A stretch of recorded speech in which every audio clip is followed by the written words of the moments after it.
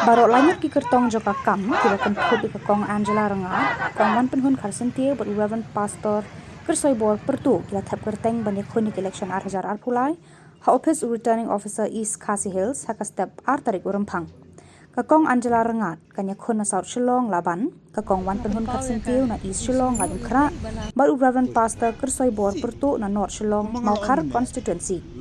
kakong Angela kanya khun persha ubasan bor sulai jang kaseng BJP kakong wan penhun persha pa Dr. M. Ampering Lingdo kabala phet na kaseng Congress bat kanya khun da katiket NPP na East Shillong but Reverend Pastor kersoi bor pertu persha uba Adelbert Nongrum na North Shillong constituency